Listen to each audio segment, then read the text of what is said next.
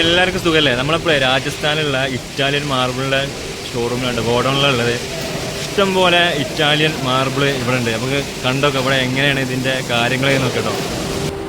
ഈ സംഗതി ഉണ്ടല്ലേ, ഇത് ഇറ്റാലിയൻ മാർബിളിൻ്റെ ഫുള്ള് സൈഡിലും തേക്കൂട്ടോ. തേച്ചതിന് ശേഷം അതിൽ സൈസ് ഗമ്മ പോലെ സംഭവം ഉണ്ട്. അത് തേച്ചതിന് ശേഷം ഇതിലിട്ടിട്ട് പ്ലാൻ ചെയ്യുന്നതാണ് നമ്മൾ പറഞ്ഞത്.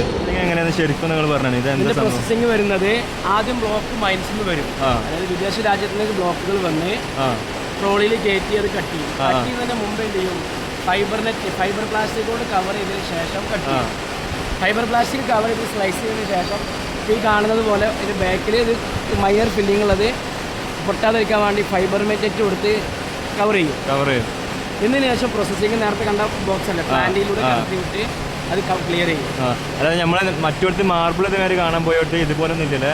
ഈ പ്രോസസ്സിംഗ് ഇല്ല, അതിന് ചാർജ് കൂടുതലാണ് മെറ്റീരിയലിന്. അത് ഈ ഇറ്റാലിയൻ മാർബിൾ ആയതുകൊണ്ടാണ്. ഇറ്റാലിയൻ മാർബിളിന്റെ പ്രോസസ്സിങ്ങും ഇന്ത്യൻ മാർബിളിന്റെ പ്രോസസ്സിങ്ങും എൻറ്റയർലി ഡിഫറെൻ്റ് ആണ്. അതെ.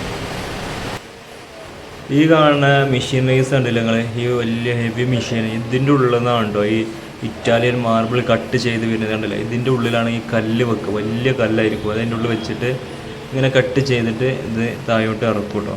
എന്തായാലും ഹെവി മെഷീനറി. ഇഷ്ടം പോലെ പല മോഡലുള്ള ഇറ്റാലിയൻ മാർബിൾസ് ഇവിടെ ഉണ്ട് കേട്ടോ. നാട്ടിൽ നിന്ന് ഇവിടെ വന്ന് നോക്കിയൊക്കെ എടുക്കേണ്ടവർക്ക് അങ്ങനെ എടുക്കാൻ പറ്റും. അടിപൊളി സാധനങ്ങളുണ്ട് ഇവിടെ.